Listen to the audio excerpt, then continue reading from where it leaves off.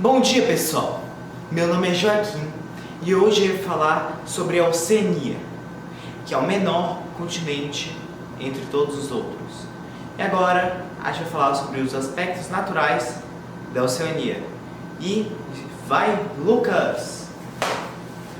Bom dia, Joaquim. Eu sou o Lucas e hoje a gente vai apresentar os aspectos naturais da Oceania.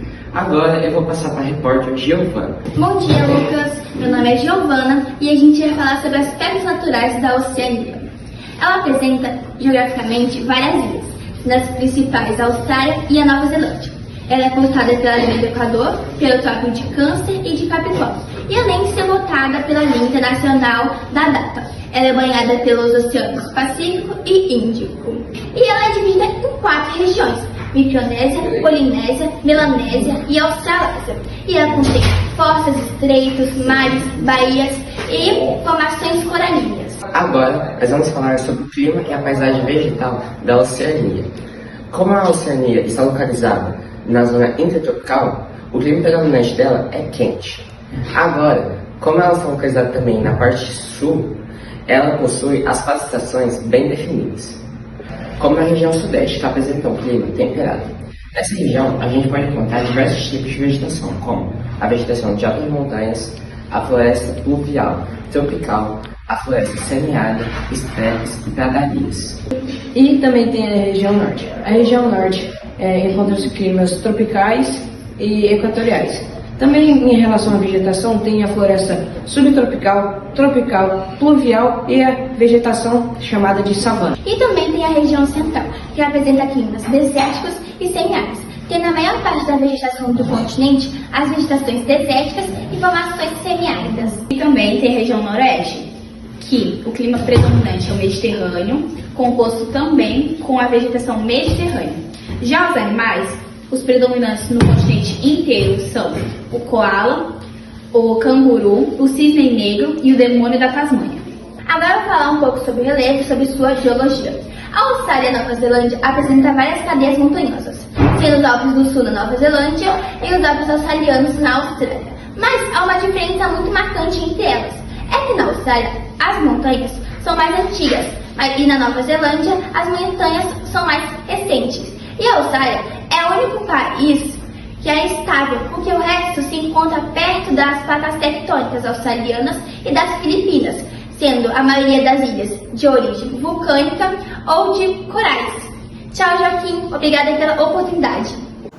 Agora, prepare, pois a gente vai aprender sobre as tradições, culturas, etnias, danças, tatuagens e muito mais. Agora estamos com Pedro Lucas. Bom dia, Joaquim. Bom dia, colegas. Hoje vamos apresentar aqui sobre o turismo, nosso telejornal. A Oceania, com suas paisagens deslumbrantes, culturais, ricas, é um dos destinos turísticos mais cobiçados do mundo. O turismo desempenha um papel vital na economia e na vida social da região, mas também traz desafios significativos. Benefícios do turismo na Oceania. Por exemplo, o crescimento econômico. O turismo é uma importante fonte de receita, gerando empregos e estimulando o comércio em países como Fiji e Samoa. A preservação cultural, por exemplo, é interesse dos turistas, que promove a valorização das tradições locais, como a arte maori na Nova Zelândia, entre outras. Desenvolvimento da infraestrutura, investimentos em infraestrutura, como estradas, transportes, beneficia tanto turistas quanto moradores. A conservação ambiental, por exemplo, o turismo sustentável ajuda a preservar o ecossistema vitais, promovendo parques nacionais e reservas marinhas. Desafios do turismo na Oceania. O impacto ambiental, como a superlotação em destinos populares, a grande barreira de corais, por exemplo, está sofrendo de degradação ambiental. Perca de autenticidade cultural. O turismo pode comercializar culturas locais, diluindo tradições. Desigualdades socioeconômicas. Comunidades locais muitas vezes não se beneficiam igualmente da riqueza gerada pelo turismo. Então, basicamente, são as grandes empresas e o país que acaba gerando muito dinheiro com isso, e as pequenas tribos, os maoris, não ganham nada. Mudanças climáticas. A indústria turística pode agravar os impactos das mudanças climáticas, afetando o meio ambiente e a economia. Porque, mesmo que sem querer, os turistas acabam degradando o meio ambiente. E o turismo na Oceania apresenta uma oportunidade de crescimento, mas é crucial enfrentar desafios para garantir o futuro sustentável e inclusivo.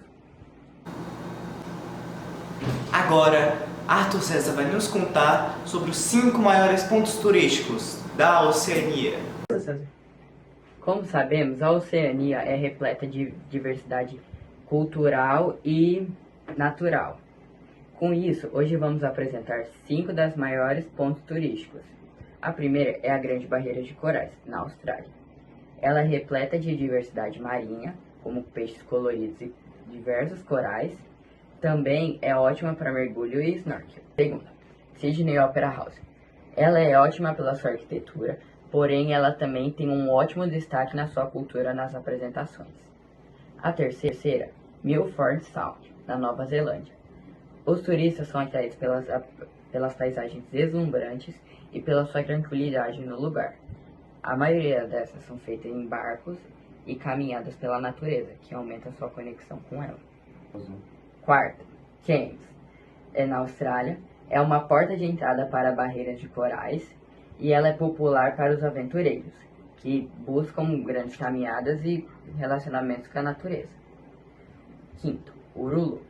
Ela é conhecida também para sua cultura, que é feita dos indígenas, que era mais feita para desfrutar dela e juntos conhecer mais a cultura australiana. Também vale ressaltar de um cruzeiro que passa o ano novo 2 vezes na Oceania, que conta em um dia em Sydney e outro em outra ilha, por conta do seu fuso horário. Essas atrações refletem na cultura, riqueza e natureza da Oceania. Agora, Vitor, é você. Boa noite. O turismo é um fator econômico fundamental para a Oceania, trazendo muitos benefícios que impactam positivamente na região. Vou falar sobre as principais formas da contribuição do turismo. Primeiro, é a geração de empregos. O setor turístico agrega muitos empregos, seja direta ou indiretamente. Por exemplo, guias turísticos ou funcionários de hotéis. Outro tópico de grande importância é o setor de entretenimento. Os eventos e festivais culturais atraem turistas e dão oportunidade para os artistas locais, fortalecendo então o setor de entretenimento e dá aumento à visibilidade dessa cultura. Além dos investimentos na infraestrutura. Bom, para atender essa demanda turística, os governos e empresas investem muito na infraestrutura como estradas, aeroportos e serviços públicos, beneficiando também os residentes locais. Aliado a isso, vem o impulso ao comércio local. O fluxo de turistas beneficia as lojas, mercados e restaurantes da região, o que gera grande crescimento econômico. Agora vamos aprender com Gabriel sobre as primeiras pessoas que viviam na Oceania. Agora vamos falar sobre os primeiros povos que viveram na Oceania. E agora é com você, Gabriel. Os aborígenes têm rica história e cultura, sendo os primeiros moradores da Austrália e vivendo lá há mais de 65 mil anos. Antes da colonização europeia, eles viviam em harmonia com a natureza, possuindo um profundo conhecimento do meio ambiente. Agora eu vou passar para a Ana Luísa. Os aborígenes têm uma grande conexão com a terra, que é central na cultura deles. Eles mantêm tradições orais, danças e músicas que transmitem história. Existem mais de 250 idiomas, o que apresenta uma grande diversidade cultural. A arte é feita com elementos naturais e a música e dança também é central na cultura deles. Eles utilizam instrumentos típicos para celebrar celebrações e cerimônias. A colonização teve os efeitos devastadores, como a perda de terra e muita violência. Consequência disso foram as crianças que foram abusadas, maltratadas e violentadas pelas famílias brancas, que foram obrigadas a trabalhar. Atualmente, os idiomas estão sendo extintos e estão perdendo a cultura do povo. Então, as escolas estão implementando trabalhos culturais para reforçar ainda mais a cultura do povo. Agora vou passar para o repórter Daniel continuar.